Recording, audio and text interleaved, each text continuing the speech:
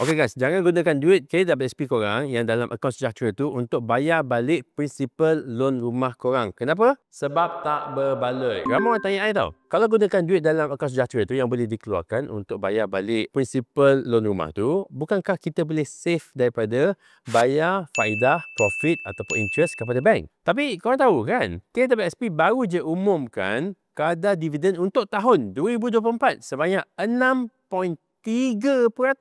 And then anak you tengok balik dekat korang punya letter offer ataupun korang punya online portal untuk bank tu, tengok berapakah kadar pinjaman untuk loan rumah korang tu. Adakah ia setinggi 6.3%?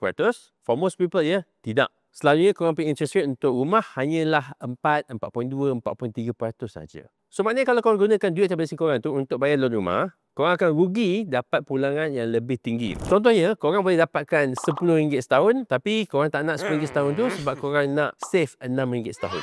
RM10 versus RM6, mana lebih tinggi? Yang mana lebih tinggi itulah korang patut simpan. Ada orang akan kata, dia buat benda ni sebab nak settlekan loan tu cepat-cepat. Lagi lama dia simpan loan tu, lagi banyaklah interest, faedah, bunga yang dia kena bayar kepada bank. Itu betul. Tetapi, kalau you buat kira-kira ya, you biarkan duit you dalam KWSP tu berkembang pada kadar yang lebih tinggi, dia akan compound dengan lebih cepat. At one point, you boleh je ambil sebahagian duit KWSP tu untuk fully settlekan you punya loan account. And buat cara macam itu memang lebih untung. I pernah buat video ni sebelum ni dekat dalam IP YouTube channel. The rule of thumb is, kalau korang nak settlekan hutang cepat-cepat, settlekanlah hutang yang kadar pinjaman dia tinggi. Contohnya, personal loan, credit card loan ataupun hire purchase loan. Setakat hutang rumah ni, kadar pinjaman dia adalah amat rendah. Memanglah amount dia besar. Tetapi kalau korang ada setakat RM10,000 je dalam akaun fleksibel, akaun 3 tu, korang boleh settlekan personal loan, credit card, hire purchase ataupun rumah.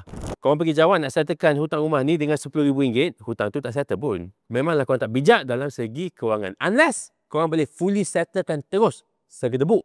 Ingat ya, korang buat keputusan kewangan yang bijak. Jangan dengar orang duk kata, belilah rumah sekarang ni. Kalau tak nak bayar, ambil je keluar duit daripada duit KWSP. Pandai je dia nak suruh you keluarkan duit daripada akaun yang boleh bagi dividen yang tinggi untuk beli rumah yang dia jual.